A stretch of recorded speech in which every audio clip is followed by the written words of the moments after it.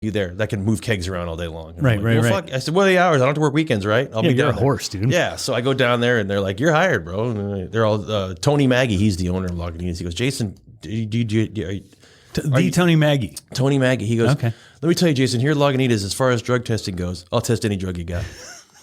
And I said, Tony, He's that guy. I'm high on life, man. You got to start a brewery, dude, because you're cool. Exactly. I said, dude, I said, dude, I just want to work here. I said, he's like, you can drink anytime you want. How old are you? I was 1990, 25 years old. 25.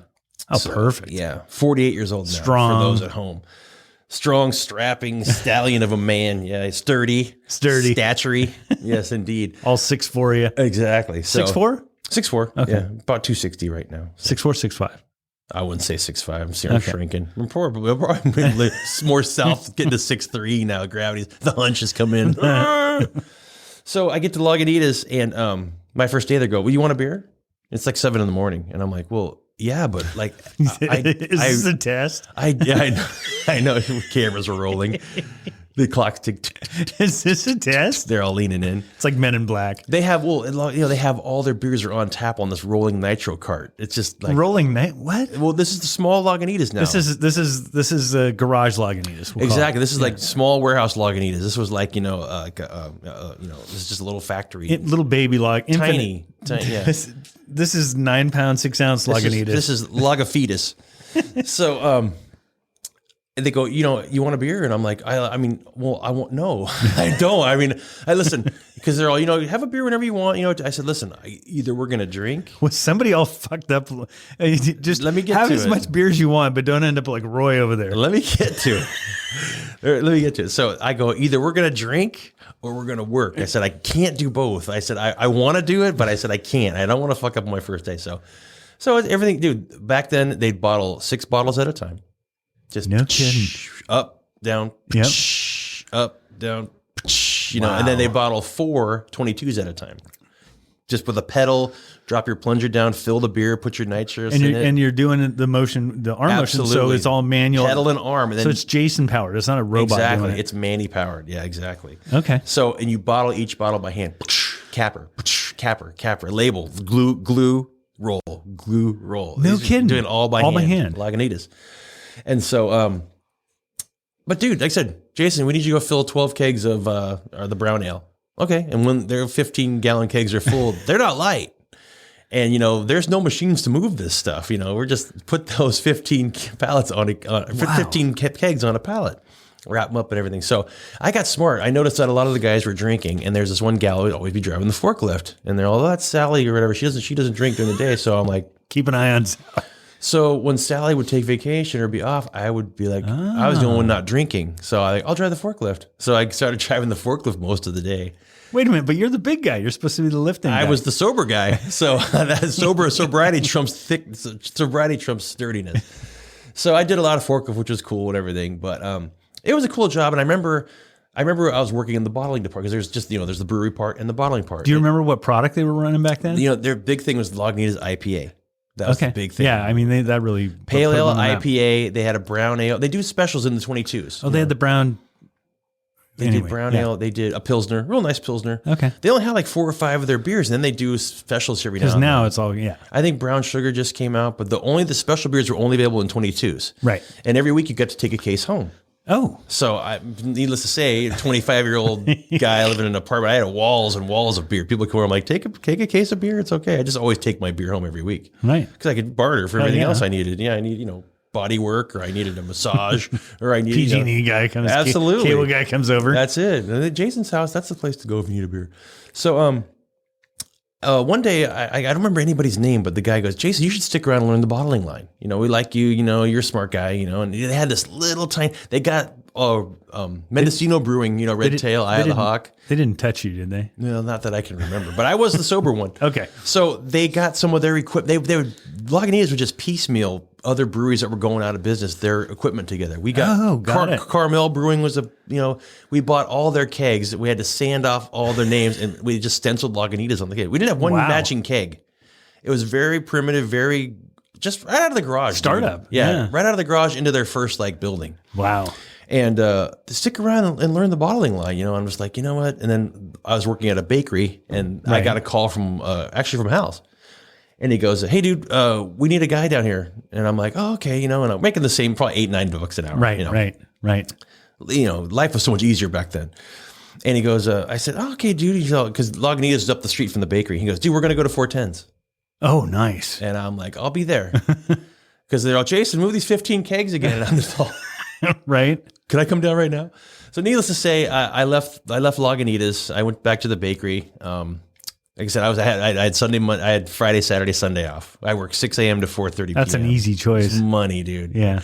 And the bakery was better than MTA Man Cave Guy. We had it good there, dude. Did you get a free case of sourdough? Well, it was actually cheesecake. Oh. So what was nice is that I'd still be able to trade my cheesecake to the Lagunitas guys and I'd get beer. Oh, nice. So I always had a good, because every Friday, the thing about Tony, every Friday he would buy us all lunch. No kidding. Whether he had a barbecue come in or pizza or burgers. And he still did that up until, Heineken, he cashed out. Yeah. He took his millions and he went, I think he lives in Los Galicos, San Geronimo. The juvenile hall. Yeah, and, I think he lives out in San Geronimo they went to Chicago and they started brewing in Chicago too. Oh, absolutely. They have a whole brewery there. Yeah. So people always say, what would you... By the way, wall-to-wall Teamsters in Chicago. Excellent. In the brewery. That's awesome. Yeah. Well done. They always say, Jason, what do you think would have happened if you would have stayed there? I said, I'll tell you right now, I had probably like 6 or 7 DUIs. I know I would. Right. Proud to say I've never had one, but like I said, I ended up becoming a Teamster, shortly after the bakery in the year 2000, and then wow, 2000. Yeah. So that was a fun gig, man. I remember we used to have those parties, they had the 420 parties every month. They still do it. But dude, like I said, picture, if you will, people, a small warehouse, maybe, 2,000 square feet and then another 2,000 square feet, wide open.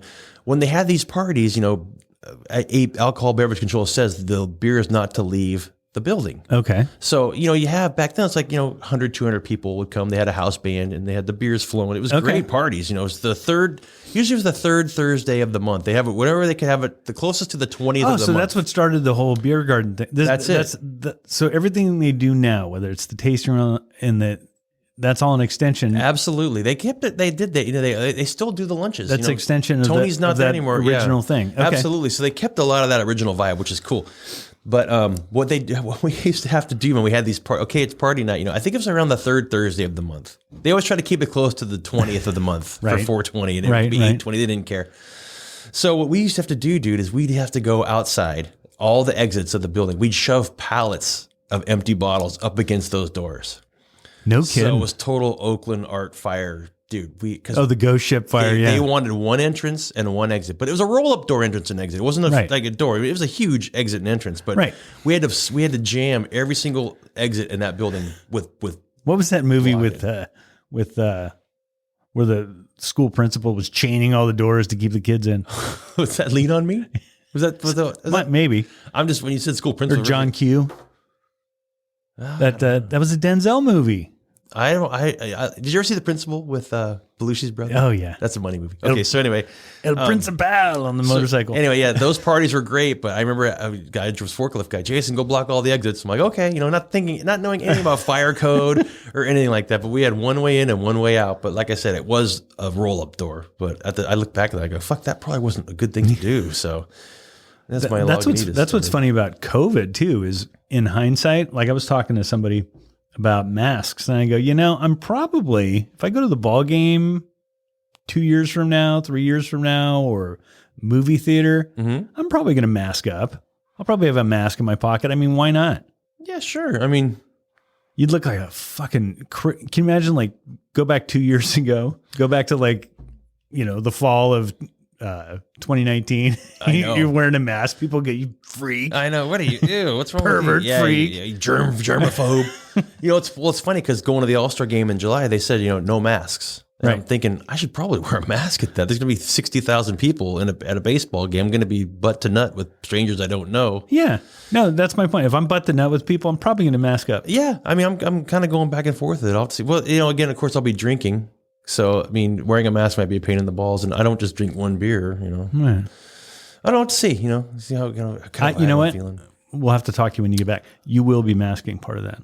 Yeah. I bet you. I probably. And I'm fine with that. I just get a little jumpy around crowds now, too. I'm all for let's get this behind us. If this is what it takes, I'm not going to be the guy like, fuck you, you're not putting this. I just want to get this done. And if we don't do this, then it's just going to take longer. And I said, you want a vaccine because we got to kill the variants too. I mean, COVID's never going away. The flu has not gone away. Well, that's the beauty about the vaccine right now is the latest news is that the CDC came out and said, basically, if you've got a vaccine, that the idiots can't infect you. Well, that's nice. Yeah, that's so that was comforting. I'm like, well, so a part of me is kind of like, if they don't want to take it, fuck them. Yeah, that's true too. I mean, it's like, but the variants, that's where things get tricky. I just, like I said, it sucks that it has to be so political. And the thing that sucks, bro, is that everything will be political now. It's going to have a D or an R next to it, no matter what we do, because of the internet. It's just how it is. It's just people need to think. People need people to think for them. You know what I mean? I got to go this way because that's what these people are thinking. It's just right. My tribe. It's frustrating, bro. You're saying it's getting back to the old Star Trek where the guys were checkerboard. Okay. You remember that? No, there was one. I was a Star Wars guy, dude. Okay, I'm a lot younger than you. I'm 3 years younger than you. Going back to the old Star Trek show, they did a show where these guys were half black, half white, split down the middle. Okay. And sounds like a Vegas show. Yeah. Split down the middle, half black, half white, but they were fighting each other, chasing each other through space because one guy was left-hand white and not right-hand white. Interesting. So they were like yin and yang people. Okay. But they were different. Let's hope it doesn't come to that, brother. Yeah. That's a lot of body paint. It's like the Twix. Yeah. It's like left Twix fighting right Twix when in reality, you're both Twix. And you're both going to get eaten. You're both going to get eaten. Well, it just sucks too, dude, because like I was thinking the other day, I'm like, because in California, there's a lot of Republican people in California. Right. It's a huge. And we're in Sonoma County. Sonoma County, for anybody that's not familiar with Sonoma County, it is, I would say, kind of that in-between area it's the suburbs. Yeah, I'd say so. Yeah, definitely, yeah. There's a lot of people, that talk of the state of Jefferson. There's still a lot of that talk. I hate hearing talk like that because we're gonna make our own state. Texas is gonna secede.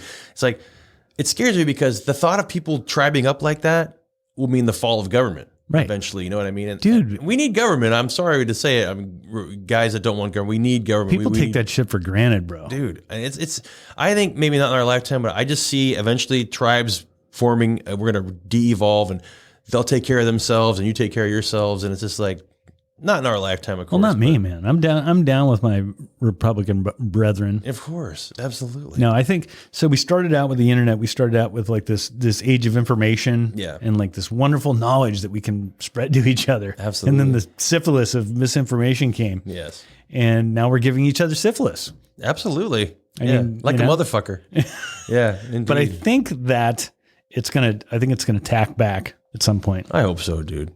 Like I said, I'm just being with my own thoughts. I'm just like, I see like tribes again. The vast majority of people, I'd say 66% aren't fucking crazy. That's true too. They're not crazy left. They're not crazy right. And they're going to go, you know what? I'm more in the middle. So I'll ignore my assholes if you ignore your assholes. That's fair too. And again, we're a lazy people. I mean, you can't even get a road built or anything without having to go through, hoops, and 20 years later it's done. Like they say, there's going to be a civil war. I'm like, no, there's not. Because nobody cares. You know what I mean? There might be 5,000 people that might actually take up arms. Right. It's like, no, I'm going to go watch TV. I'm going to. The game's on. Yeah. No, I'm going to go finish working on my puzzle. There's so much apathy in this country that there'll never be a civil war. It's just, which is great. People are too lazy. That's the thing. I mean, people, and I love the, they call it the militia type. Oh God. Who are rocking, they're probably like 340 and here comes the Cabela's crew. 340, they can't button their waders. Yeah, I know, right? Totally. Standing there with a machine gun. Oh my God. Like I said, God bless them. You want to gear up. They just want to gear up so bad, dude. Oh my God. I just want to get out there with my finger. I just want to gear up and go out there with my guns. Just like, I mean, dude, if that's what you're into, man, good for you. I'm not going to take your gun. Dude, I want guys like you to have the guns. I want you guys to have the guns. I don't want, the fucking psychotics to have the guns. I want you guys to have your guns. Whatever. Guns, guns, I say guns, whatever. I have the answers for gun control. What is it? Oh, good. Okay. So, I'm ready. It's going to take some money. Okay. But just say, hey, $10,000 a gun. Bring it in. We'll give you $10,000 a gun. Because gun guy's going to go like, fuck you, you're not taking my gun. Good, because that means you're going to keep your gun. I want you to keep your gun. But gangbanger guy that's 18 years old, he's going to do a lot of money with $10,000.